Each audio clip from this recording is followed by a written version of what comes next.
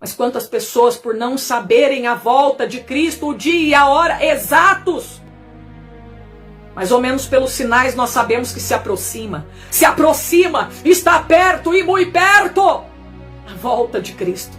Não sabemos exatamente dia e horário certos, o momento certo, exato da sua vinda.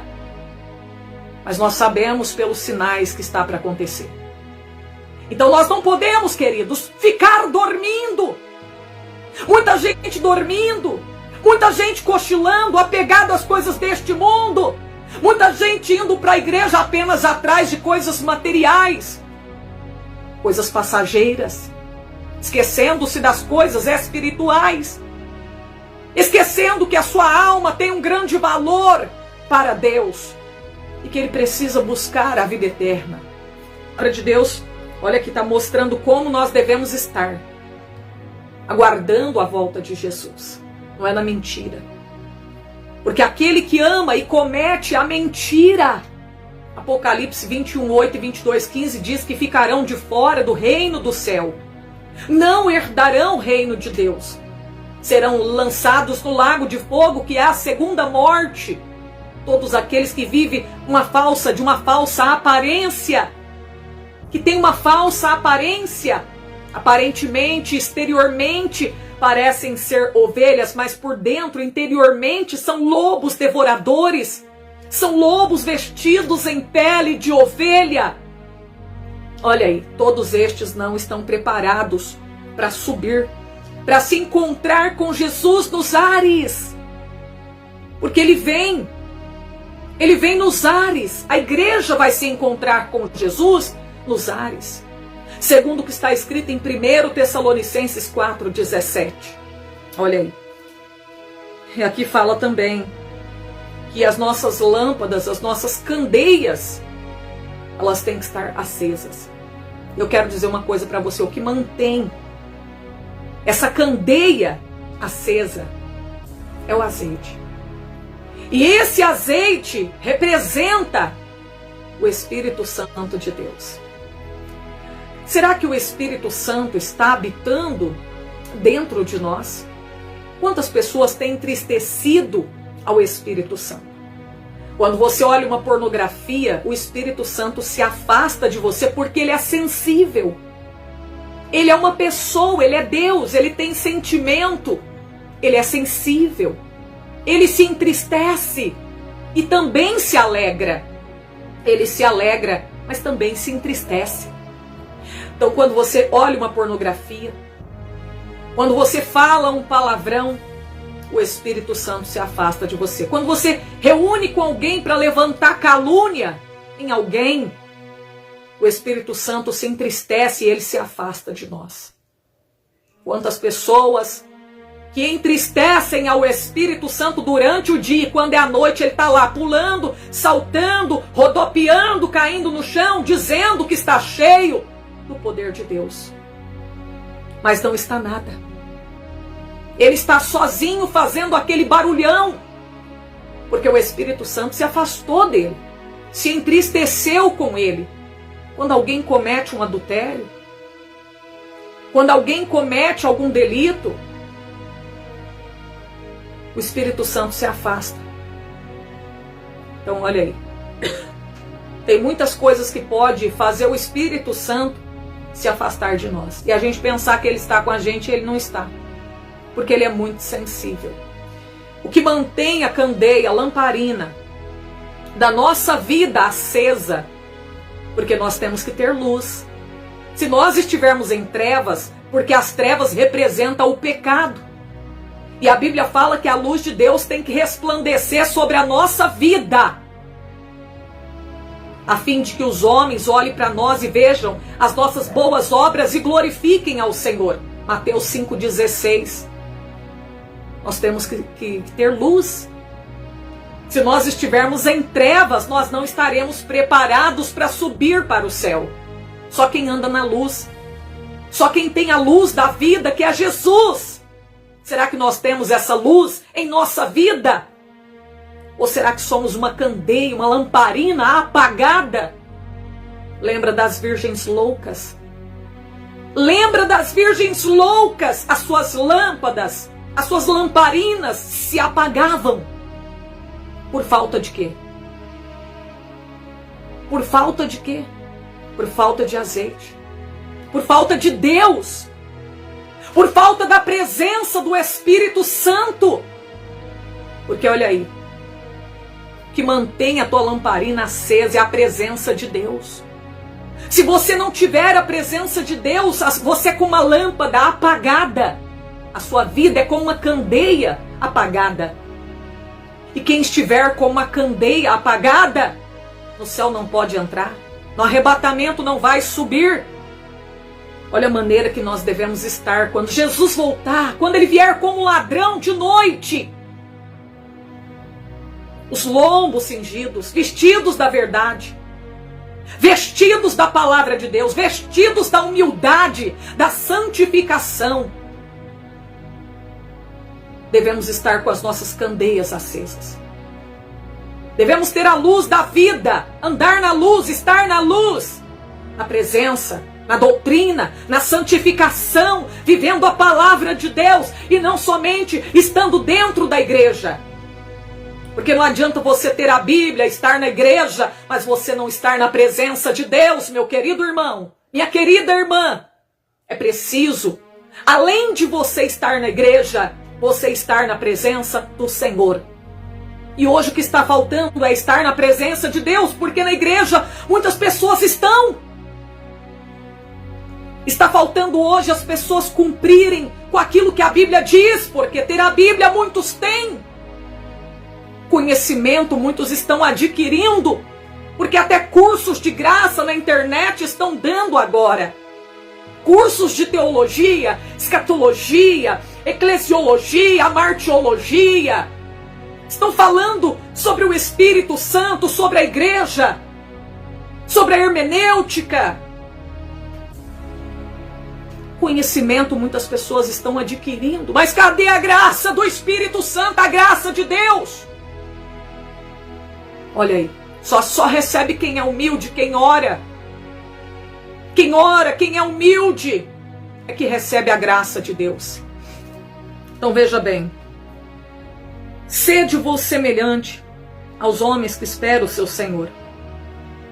Quando houver, olha aí, tem que ter a perseverança, sempre esperando. Nós não podemos perder a esperança. É o que muitos têm perdido, a esperança. Não estão mais acreditando na volta do Cordeiro de Jesus. Muitas pessoas, a Bíblia fala em 2 Pedro capítulo 3, que nos últimos dias virão homens escarnecedores, dizendo: cadê a promessa da tua vinda?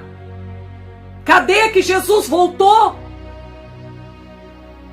Desde os nossos pais que dizem que Ele iria voltar, que Ele iria vir, e até agora nada.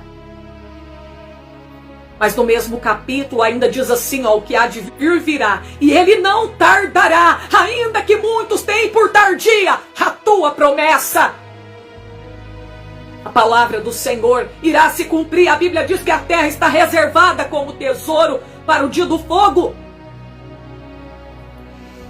Então veja bem, nós temos que esperar a volta de Jesus, e está tão perto. Você que faz anos que está aguardando, aguenta mais um pouquinho, porque Jesus está para se manifestar. Essa é a última geração. Esta é a geração do arrebatamento. A figueira brotou. A figueira já brotou. Quando mostrar os galhos tenros e brotarem folhas, sabeis que está próximo o verão. Olha aí. E quando virdes acontecendo todas estas coisas, sabeis que está às portas o Filho do Homem. Quantas coisas estão acontecendo? Com tanta intensidade. Tudo isso está indicando a volta de Jesus. Está tão perto. O Apocalipse está para ser concluir. A Bíblia fala, no livro de Daniel, capítulo 9, sobre o propósito das 70 semanas de Daniel. E 2 deles é cumprir a profecia, é cumprir a visão. A profecia vai se cumprir todinha, crendo você ou não. As visões, a visão irá se cumprir. Olha aí. Quando houver de voltar das bodas, para que quando vier e bater logo possam abrir-lhe. Esteja preparado. A Bíblia está dizendo: esteja preparada. Esteja preparado. Será que estamos preparados? Estamos dormindo, olhando pela janela do mundo, que nem Eutico em Atos capítulo 20, quando estava em Troade. Como estamos? Acordados? Apercebidos? Ou dormindo que nem Jonas no porão do navio? Olha aí. A palavra de Deus fala: bem-aventurado. 37. Feliz aqueles servos. Quem é servo de Deus aí pode glorificar. Quem serve a Deus não é em vão. Você não está servindo a Deus em vão. Haverá uma recompensa para todos aqueles que estão servindo a Cristo. Naquele dia você vai ser servido, eu também. Sabe quem é que vai nos servir? O próprio Filho de Deus. Aqui fala, ó: bem-aventurado aqueles servos, os quais, quando o Senhor vier, achar vigiando. Em verdade vos digo que se cingirá e os fará sentar à mesa, e chegando-se, os servirá. Sabe o que eu lembrei aqui? De João 13. Quando Jesus se cingiu, tirou os vestidos, se cingiu e começou a lavar os pés dos discípulos. E acontecer a Santa Ceia, todos eles estavam à mesa. E Jesus estava ali para servi-los, dando exemplo para eles. Olha que coisa linda, né? Uma demonstração do que vai acontecer lá em cima. Aqui você serve, lá ele vai te servir. Ele vai se cingir e vai te servir, está dizendo a Bíblia. Olha aqui, ó: bem-aventurados servos, né? Mas é só aqueles que ele achar vigiando. Aqueles que estiverem guardando a palavra de Deus. Quem vai ter esse privilégio não é qualquer pessoa, não, a labassúria. O adúltero, aquele que está no pecado da imoralidade sexual, não vai ter esse privilégio. Aquele que anda na vaidade, aquela que anda na sensualidade, não vai ter este privilégio de ser servida pelo Senhor naquele dia, no dia do banquete. Quantos querem provar do maná escondido? Está em Apocalipse. Quantos querem comer da árvore da vida? Quantos querem ter o privilégio de assentar no trono com Ele?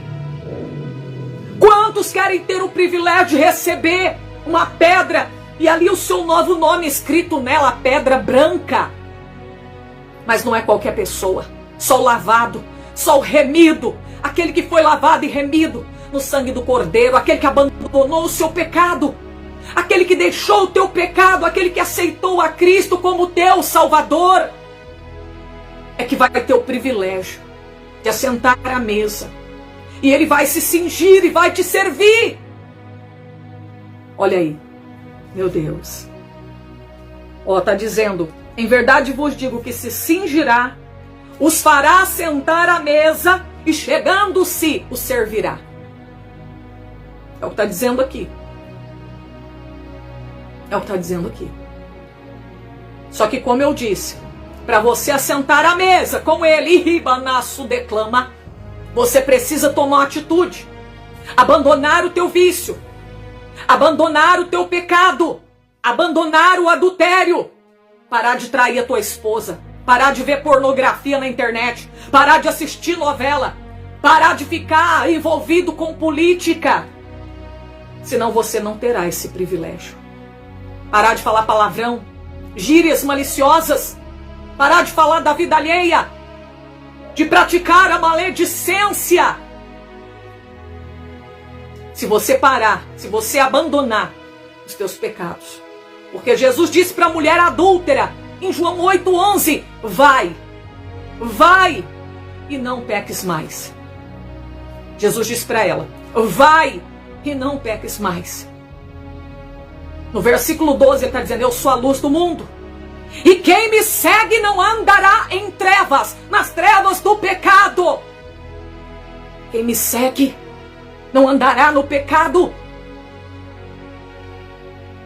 mas andará conforme a palavra de Deus. Olha que coisa linda.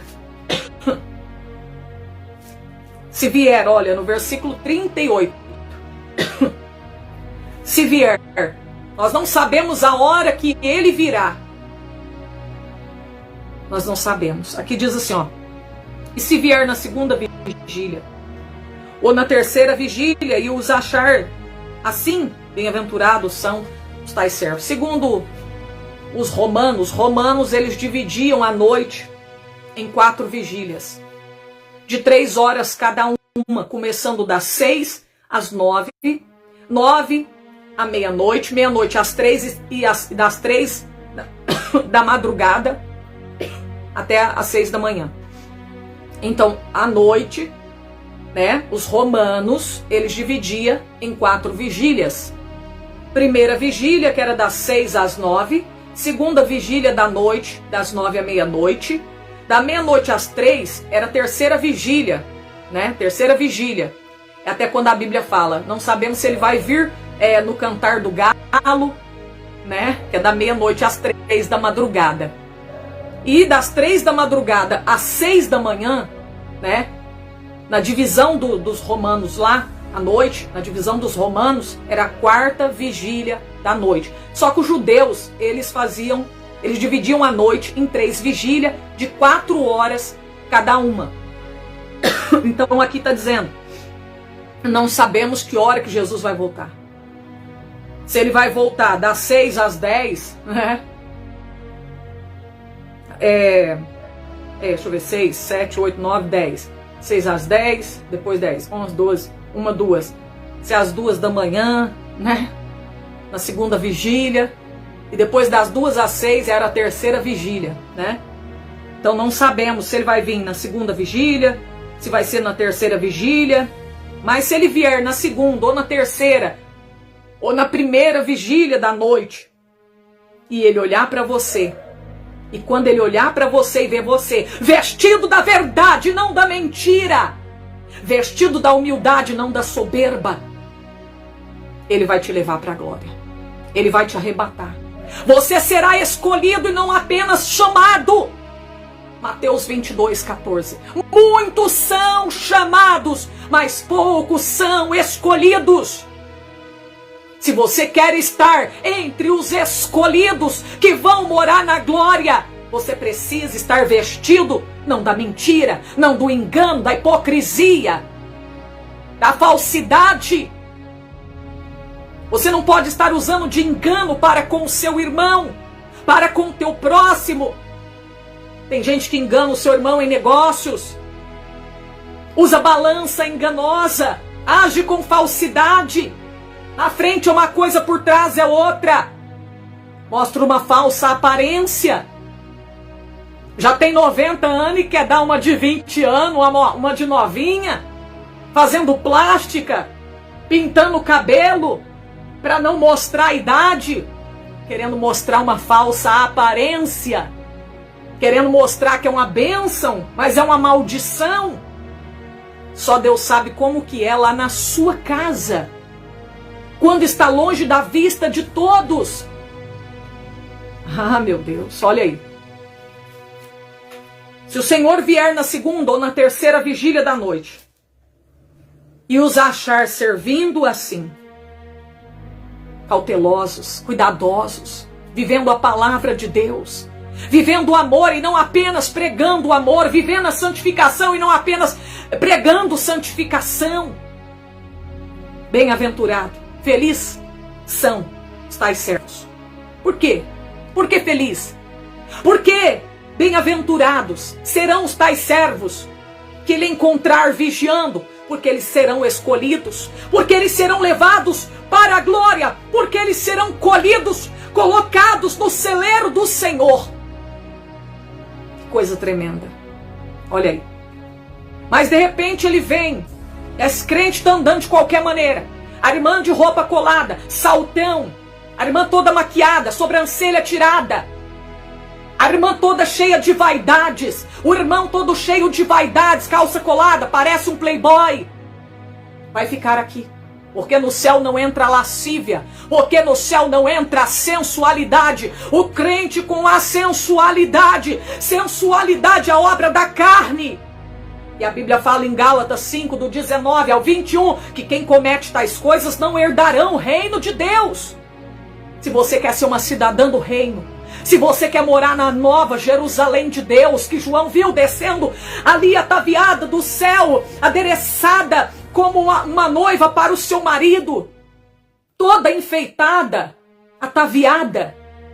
Se você quer morar em Nova Jerusalém, você precisa deixar a lascívia. Ah, mas eu vou ter que mudar meu guarda-roupa então? Porque eu só tenho roupa colada? Porque eu só tenho roupa rasgada? Porque eu só tenho roupa que deixa as minhas vergonhas à mostra? Se você quer morar no céu, você vai ter que nascer de novo. Não sou eu que estou dizendo, é a Bíblia Sagrada em João, capítulo 3.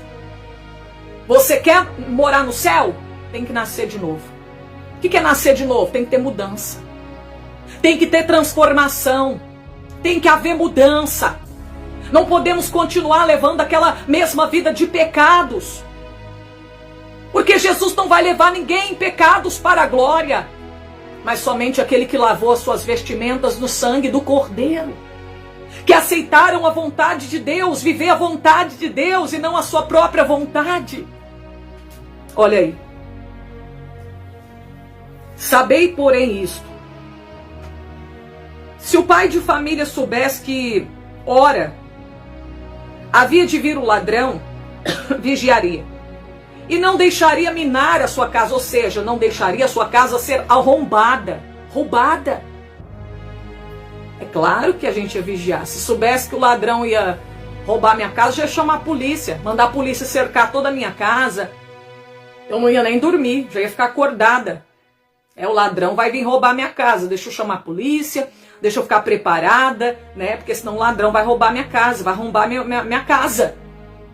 O pai de família, ele ficaria percebido, ele seria cuidadoso, ele teria cautela, ele não deixaria nenhuma brecha para o ladrão entrar, ele teria mais cuidado, ele reforçaria a tua casa com câmera de segurança, colocaria cerca elétrica, chamaria a polícia, colocaria sei lá o que, um guarda na rua para poder estar passando e vendo o movimento, o que está acontecendo. Ele teria cautela, cuidado, ele estaria percebido. Mas quantas pessoas, por não saberem a volta de Cristo, o dia e a hora exatos, mais ou menos pelos sinais nós sabemos que se aproxima, está perto e muito perto a volta de Cristo. Não sabemos exatamente dia e horário certos, o momento certo, exato da sua vinda, mas nós sabemos pelos sinais que está para acontecer. Então nós não podemos, queridos, ficar dormindo. Muita gente dormindo, muita gente cochilando, apegado às coisas deste mundo, muita gente indo para a igreja apenas atrás de coisas materiais, coisas passageiras, esquecendo-se das coisas espirituais, esquecendo que a sua alma tem um grande valor para Deus e que ele precisa buscar a vida eterna. Olha aí. Aqui também diz assim, portanto, no versículo 40, estai-vos também apercebidos. Olha a maneira que Deus quer você e eu, apercebido. Deus não quer ninguém distraído. Deus não quer ninguém distraído. Como assim? Distraído com as coisas do mundo, distraído com as modas mundanas, distraído com as músicas mundanas que não falam nada de Deus, só massageia o ego do ser humano. Rock and roll evangélico, Música secular dentro das igrejas. Não andais distraído com as coisas deste mundo. Deus quer você apercebido. Apercebido. O que mantém você apercebido é a oração. É a meditação na palavra. É estar olhando para Cristo. Deus quer nós apercebidos. Porque virá o Filho do Homem a hora que nós não imaginamos. Ninguém imagina que Jesus vai voltar agora. Quantas pessoas estão com a sua casa desorganizada? Quantas pessoas estão com a sua vida de cabeça para baixo?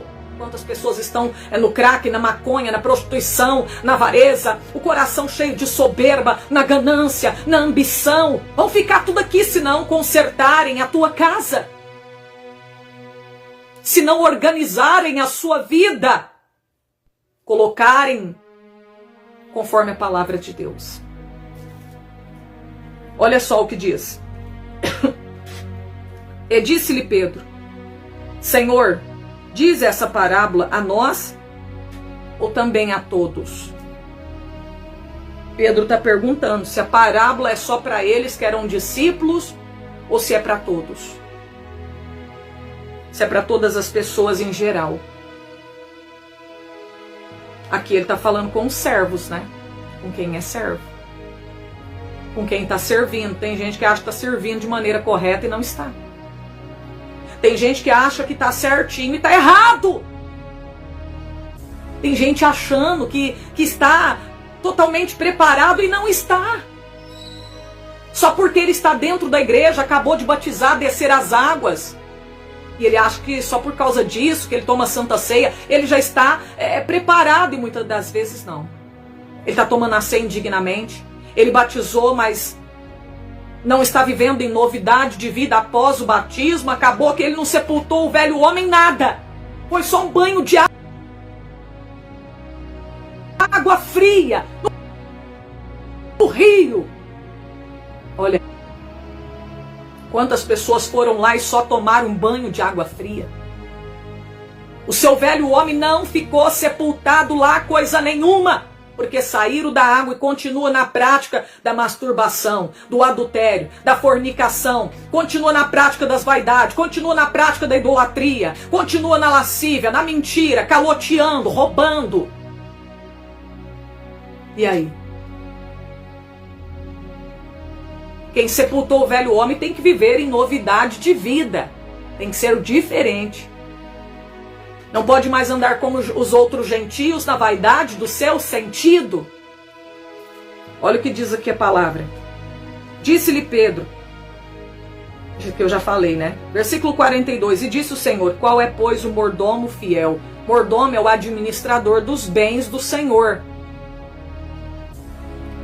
Qual o mordomo fiel e prudente? A quem o Senhor, pois, colocou sobre os seus servos para dar a seu tempo a ração. Ração é o alimento saudável. Bem-aventurado, olha, Deus, Ele nos colocou, Ele colocou você e eu como administradores dos bens dele aqui na terra. Alguns receberam o quê? O dom de pastor. O dom de ministério pastorado. Outro de evangelista, outro de profeta, outro de doutor. Olha aí. Pastor para pastorear, para apacentar o rebanho do Senhor. Né? Colocou para administrar os bens dele. E aqui, quando ele voltar, haverá o quê? Uma prestação de contas do que nós fizemos ou deixamos de fazer. Todas as obras serão pesadas na balança do Senhor. 1 Samuel, no capítulo, acho que é 2 e verso 3 que fala.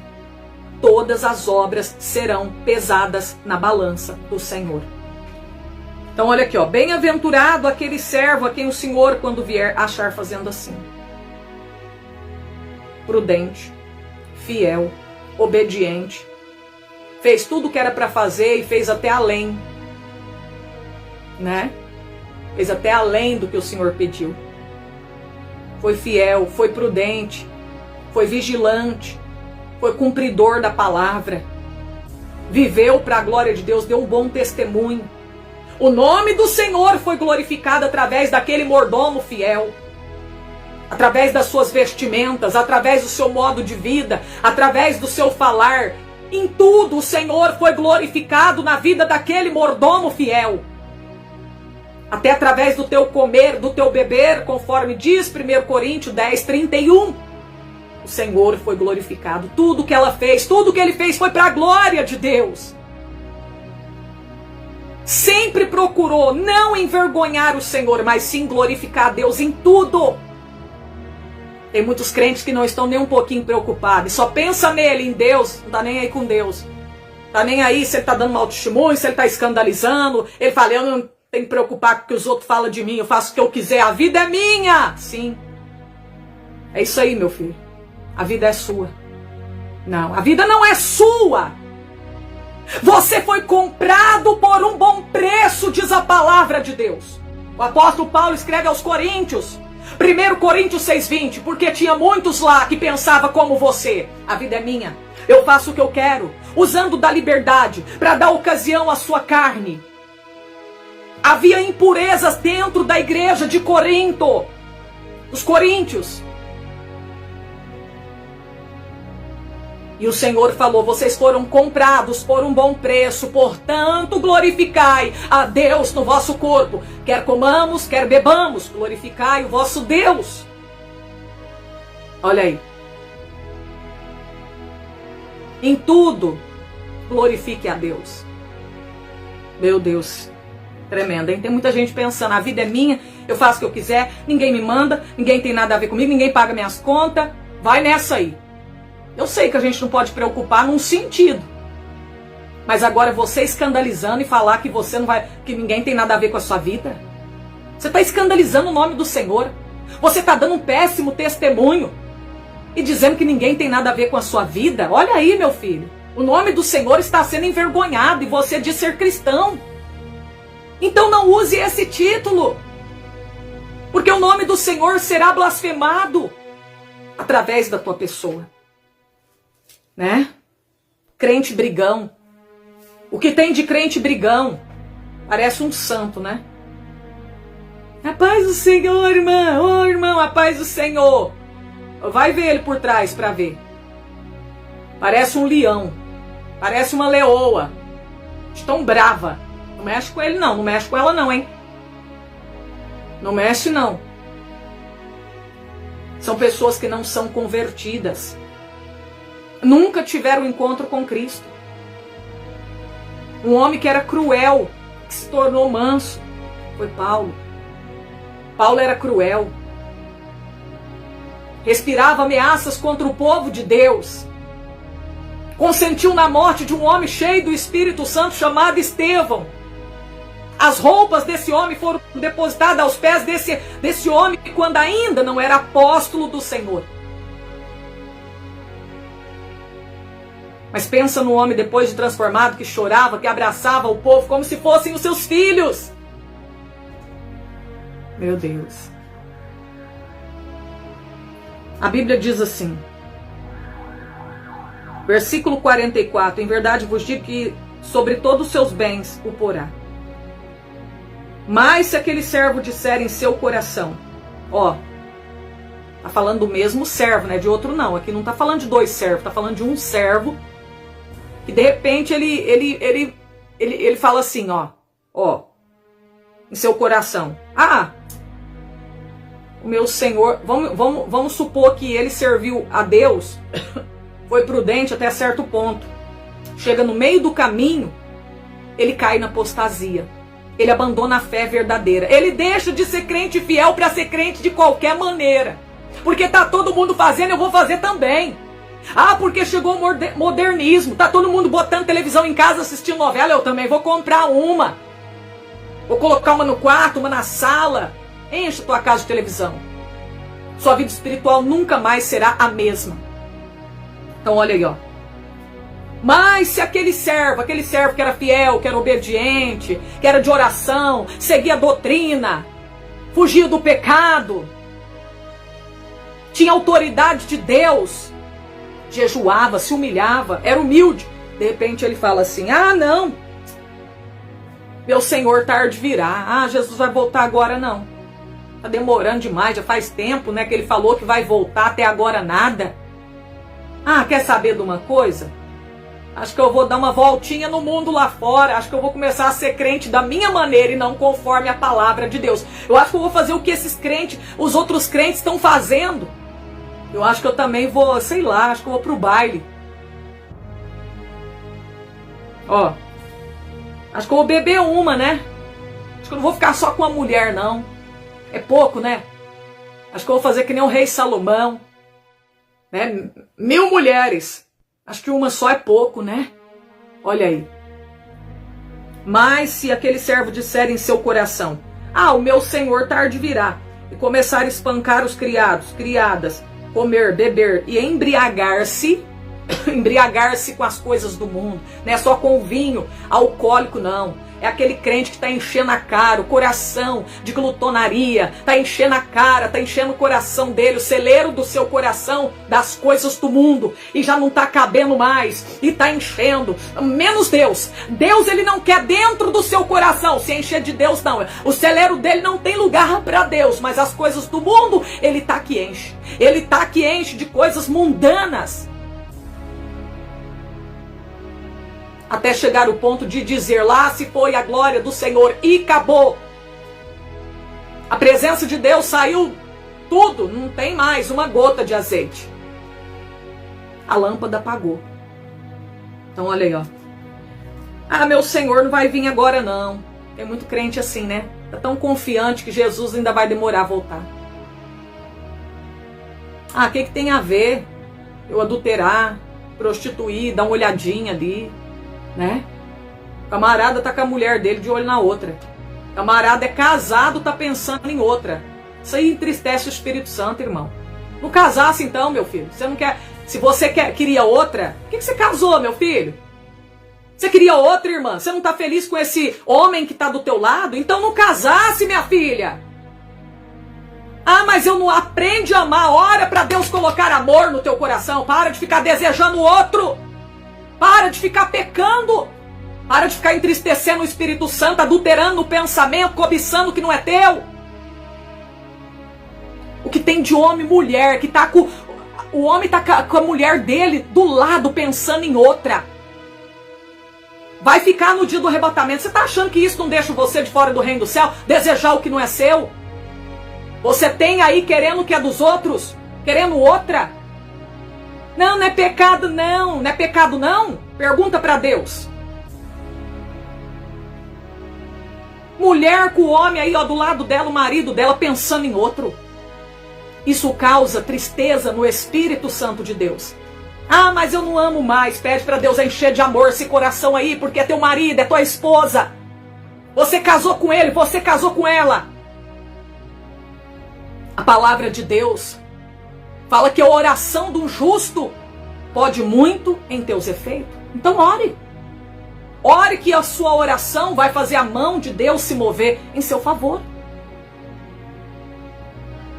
Quantas pessoas, irmãos, estão nessa situação, principalmente casados, estão vivendo dessa maneira? O marido está com a esposa pensando em outra. A mulher está com o marido, mas pensando em outro. Até fazendo de conta que é o outro. Isso é um pecado, minha irmã. Isso é um pecado, meu irmão. Pede para Deus te converter.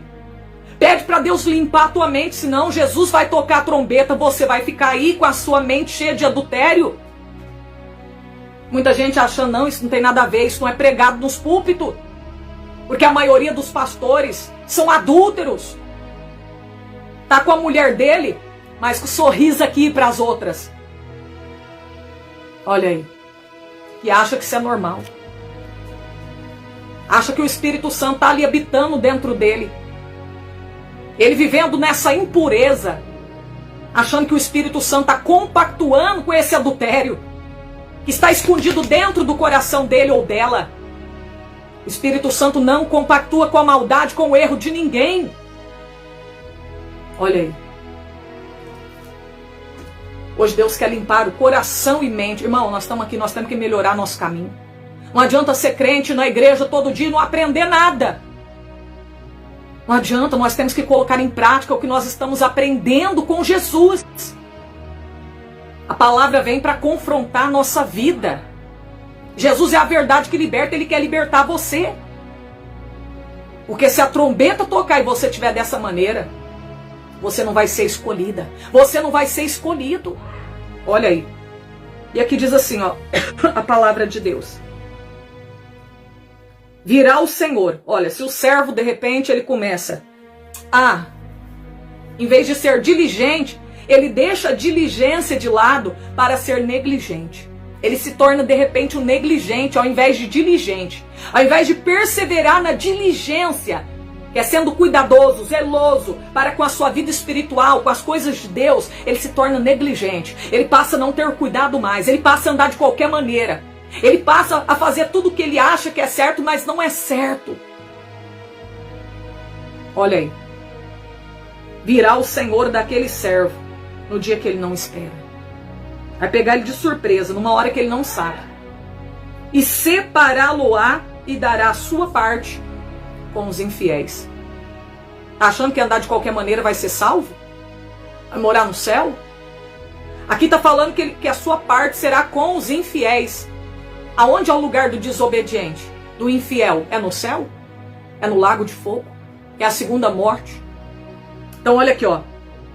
Se o servo faz tudo isso aí, meu senhor não virá, e começar a andar de qualquer maneira, se embriagar, né? Das coisas do mundo, ele acha que é só do vinhozinho que há contenda. Não, todas as coisas do... Tem gente que está embriagado, né? Embriagado das coisas do mundo. Ele já está cambaleando que nem um bêbado, ele não sabe mais aonde colocar tanto pecado. É piercing no umbigo, é piercing na língua, é piercing no nariz, é piercing na sobrancelha, né?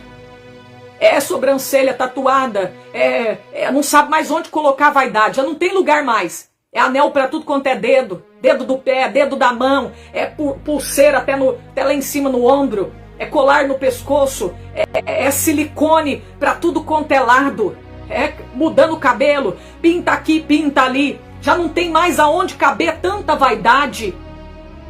Olha aí, tá se embriagando com as coisas do mundo, né? Em vez de se embriagar do Espírito Santo de Deus, da presença de Deus. Ah, mas como que eu fico embriagado da presença? Orando, lendo a Bíblia, indo para a igreja, jejuando, se humilhando. Quantas pessoas, né, irmãos, não querem ouvir essa palavra? Não estão gostando desta palavra, mas é o Espírito Santo que está revelando. Conforme a necessidade de quem está ouvindo, tem pessoas aí que talvez você não precisa, mas tem gente aí que precisa ouvir essa palavra. Meu Deus. Efésios 5:18.